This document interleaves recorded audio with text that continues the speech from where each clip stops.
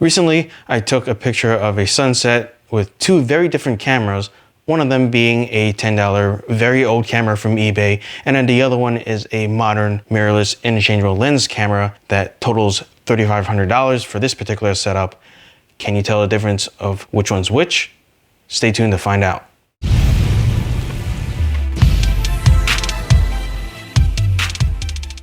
Before we continue, I do want to take a moment and recognize all the support that we have for this channel. We have recently hit 500 subscribers for this channel, and that is awesome. I really appreciate the love and support you guys have, and thank you for subscribing.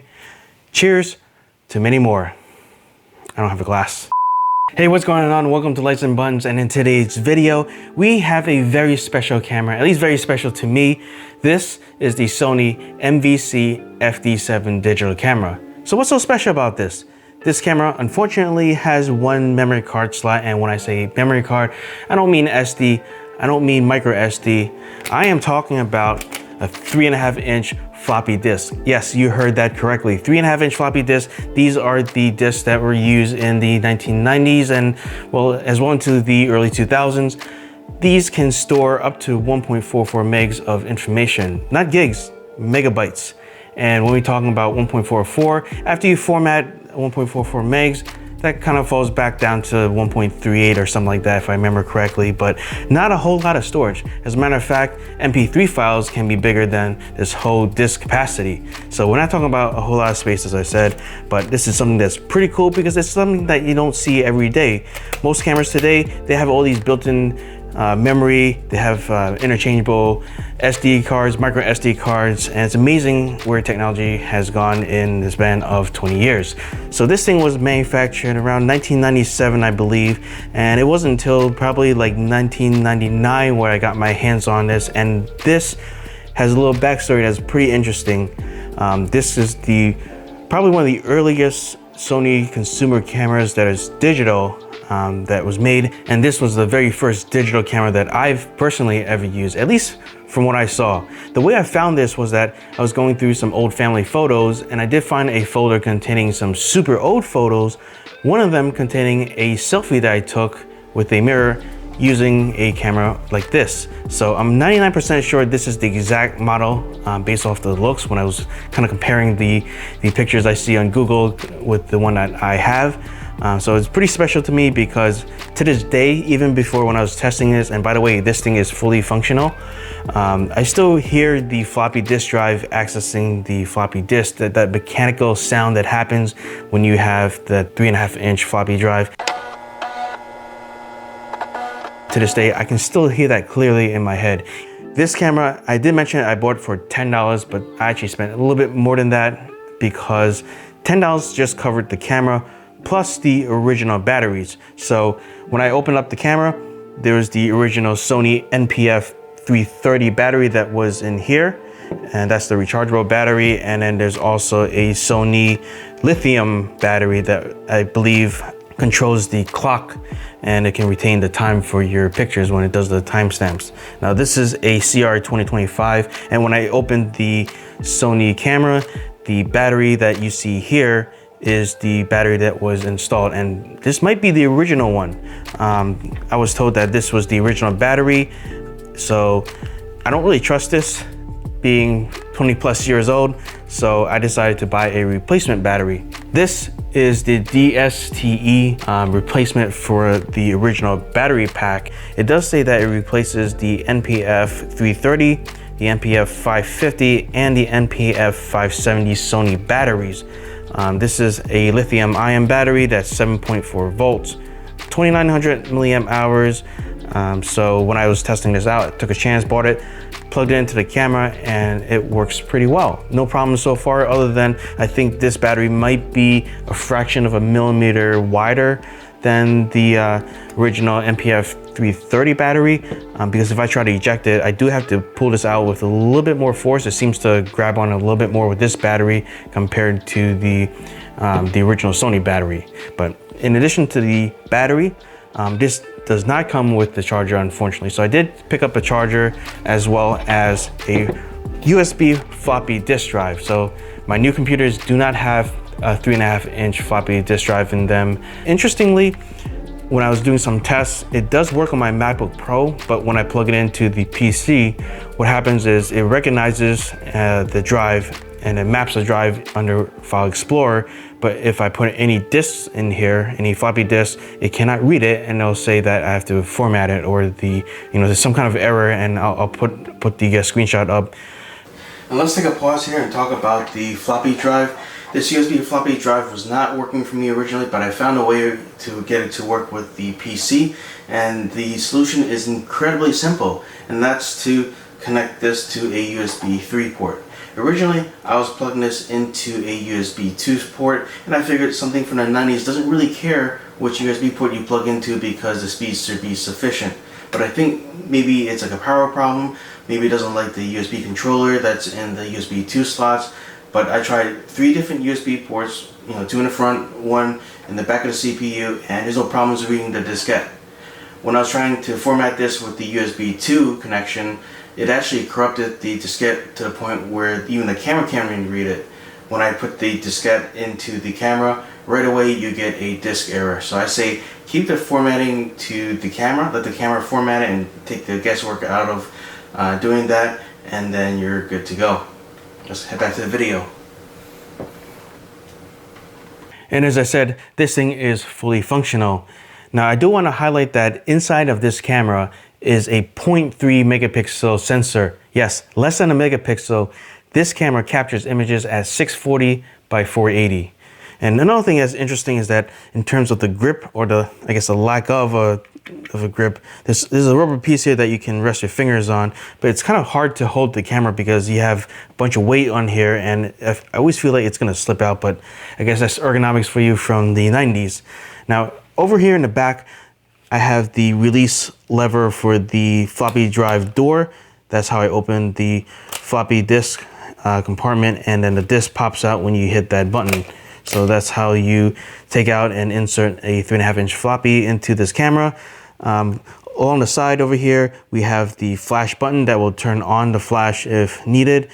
There's a picture effect that will go through black and white and other types of picture effects that's preset on this camera. Over at the top left, you have the brightness for the monitor.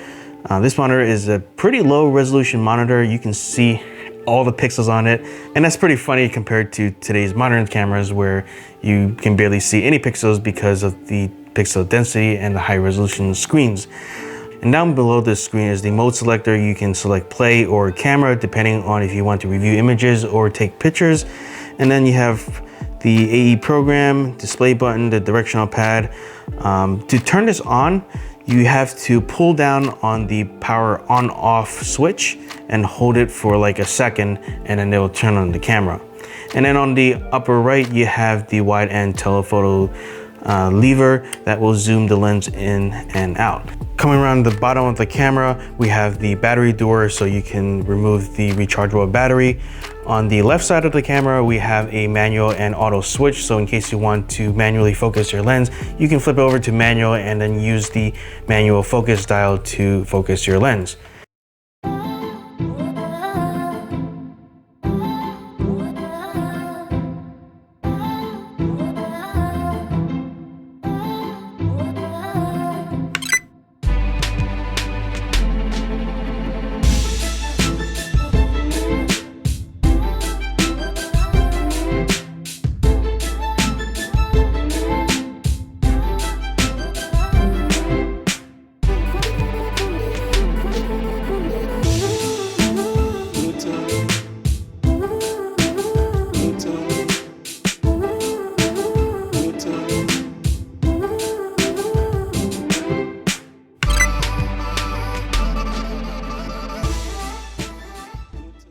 Coming around the front, of course, you have the lens, and then also its built-in lens cap that attaches to the camera body.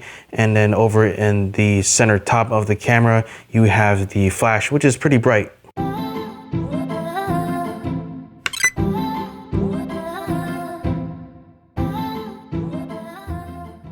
And this thing is a 10x optical zoom. This thing has an interesting lens that zooms 10 times its focal length from the widest end. And that is interesting because some of the later cameras don't have that capability. For example, my DSTE-P52 camera has a 3x optical zoom, whereas this has a 10x optical zoom. Now, that's just a ratio. That doesn't really tell us a whole lot about the focal length other than it's able to zoom in 10 times, but 10 times of what? And if you're trying to find out more specific information about the camera lens, you can actually look up the focal length, which is part of the lens specs represented in millimeters. But enough with the camera specs, let's actually take pictures with the camera, which is what the camera is meant for. Let's charge up the batteries and head out.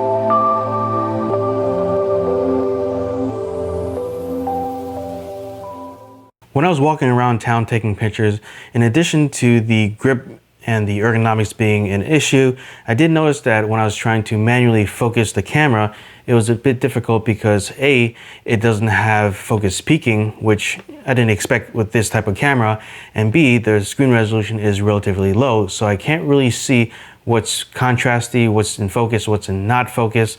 So it was kind of difficult to manually focus. A lot of times I just resorted back to the autofocus mechanism of the camera. So with the autofocus mode enabled, I was able to get some pictures, but for the flower pictures, for example, that one I wanted to manually focus because I'm getting extra close to the flower, and I want to make sure that the part that is important is indeed in focus. Another challenging aspect to using this camera is just simply its speed. When you first turn on the camera, it does take a little bit of time to boot, but it's not that bad. It's not instantaneous like today's camera, but you can just leave it on to take pictures. The more impactful part to the performance is when you're taking the actual picture. It has to flush all the data from the sensor to the diskette when you're taking pictures, and that's not the fastest thing in the world. And then also the other way around, where if you're in playback mode and you're reviewing images from the diskette, for each image, it has to bring the information back, and it does take a little bit of time. So needless to say, this doesn't do any sort of burst modes unlike today's cameras. I think we're a little bit spoiled by the cameras and phones that do the 20 frames a second burst mode, which this can dream of doing. Let's circle back to the original two sunset images taken by the two different cameras. Have you guessed it? The one on the left was taken by the Sony a7 III with the 24-105 f4 lens, and that's the $3,500 setup. The one on the right was taken by the MVC-FD7 camera that I purchased from eBay for $10. That camera was using the correct exposure settings for the sky. Even though it doesn't have manual settings, it was set to -1.5 EV, while the Sony a7 III was set to manual and the ISO was way too high, overexposing the image and blowing out the sky. So this shows that even though you have an expensive camera, if you have the wrong settings or you don't know what you're doing, you can still have a quote-unquote crappy image. Ultimately, does camera gear matter? My personal answer is yes, but some people say yes, others will say no.